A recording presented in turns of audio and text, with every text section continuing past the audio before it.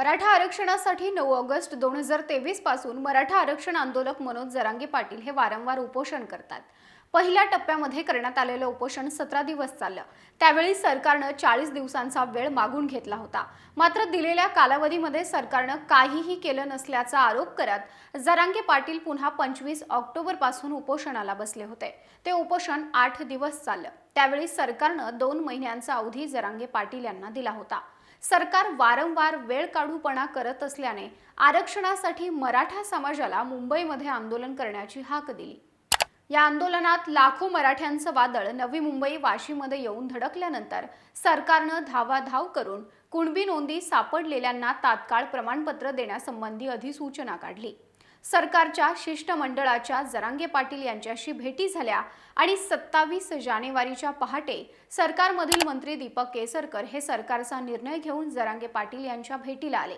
केसरकर यांनी आणलेल्या GR मध्ये जरांगे पाटील यांनी मराठा आरक्षण संदर्भात केलेल्या सर्व मागण्या मान्य केलेल्या होत्या।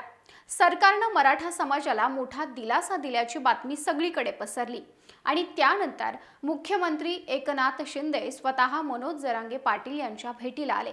मुख्यमंत्री एकनाथ शिंदे यांच्या हस्ते ज्यूस पिऊन जरांगे पाटील यांनी उपोषण मागे घेत आंदोलनाला त्यावेळी स्थगिती दिलेली।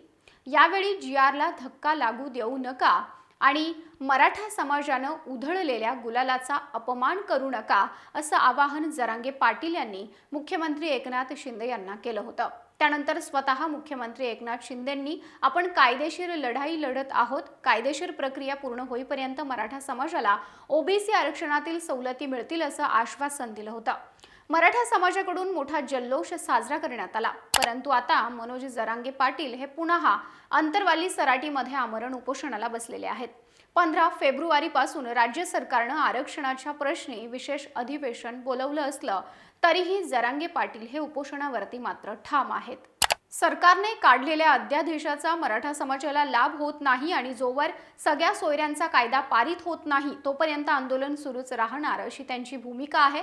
आंदोलकांवरील गुन्हे मागे घेण्यात आलेले नाहीत। शिंदे समिती मराठवाड्यात काम करत नाही अशी तक्रार देखील त्यांनी केली आहे। सरकारकडून अधिसूचना जारी करण्यात आली, मात्र यावर हरकत घेत OBC समाजातील काही नेत्यांनी त्याला आव्हान दिलेलं आहे।